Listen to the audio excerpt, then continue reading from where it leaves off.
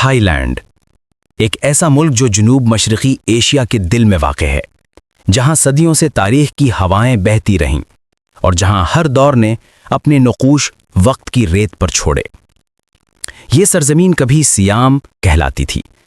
ایک وقت تھا جب جنگلات، دریا اور بادلوں سے ڈھکی پہاڑیوں کے درمیان چھوٹی چھوٹی بادشاہتیں ابھرتی اور مٹتی رہیں۔ انہی بادشاہتوں میں سے ایک تھی سکوتھائی سلطنت، جو 13ویں صدی عیسوی میں وجود میں آئی۔ یہی وہ وقت تھا جب تھائی قوم نے پہلی بار اپنی شناخت پائی۔ انہوں نے ایک نیا رسم الخط یعنی لکھنے کا طریقہ ایجاد کیا اور اپنے بادشاہ رام خامہنگ کے دور میں ایک ایسی سلطنت قائم کی جو علم، ادب اور انصاف کے ستونوں پر کھڑی تھی۔ وقت گزرتا گیا اور سکوتھائی کے بعد ایودھیا سلطنت کا دور آیا۔ یہ وہ دور تھا جب تھائی لینڈ نے اپنے سنہرے زمانے کا آغاز کیا۔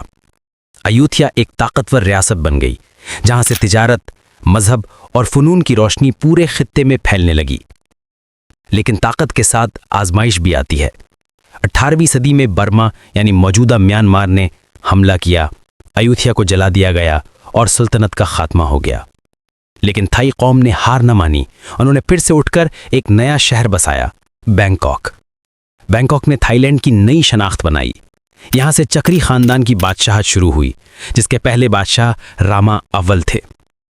یہی خاندان آج تک تھائی لینڈ پر حکمرانی کر رہا ہے۔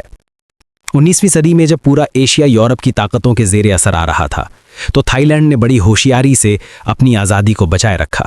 بادشاہ راما چہارم اور راما پنجم یورپ کے ساتھ تعلقات بہتر کیے، اصلاحات کی اور ملک کو جدید دور میں داخل کیا۔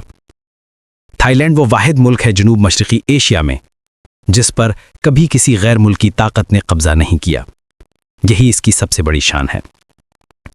دین و مذہب کے لحاظ سے یہاں بدھ مت کا غلبہ ہے۔ تقریباً 95% آبادی بدھ مذہب سے تعلق رکھتی ہے۔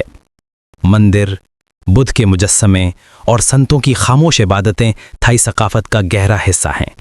لیکن ساتھ ہی ساتھ یہاں اسلام، عیسائیت اور دیگر مذاہب کے ماننے والے بھی آباد ہیں۔ یہی تنوع تھائی لینڈ کو ایک رنگین اور پرامن معاشرہ بناتا ہے۔ 20ویں صدی میں دنیا تیزی سے بدلنے لگی۔ دوسری جنگ عظیم کے دوران تھائی لینڈ جاپان کے زیر اثر آ گیا، لیکن جنگ کے بعد پھر آزادی حاصل کی۔ ملک نے ترقی کی راہ اختیار کی اور آج تھائی لینڈ ایک ماڈرن، پرسیاحت اور تیز رفتار معیشت کا مالک ملک ہے۔ بینکاک آج دنیا کے ان شہروں میں شمار ہوتا ہے جہاں قدیم مندر اور شیشے کی عمارتیں ایک ساتھ نظر آتی ہیں اور جہاں سڑکوں پر زندگی کبھی نہیں رکتی۔ تھائی لینڈ کی تاریخ ہمیں یہ سکھاتی ہے کہ قومیں صرف طاقت سے نہیں بلکہ اتحاد، دانش اور عزم سے زندہ رہتی ہیں۔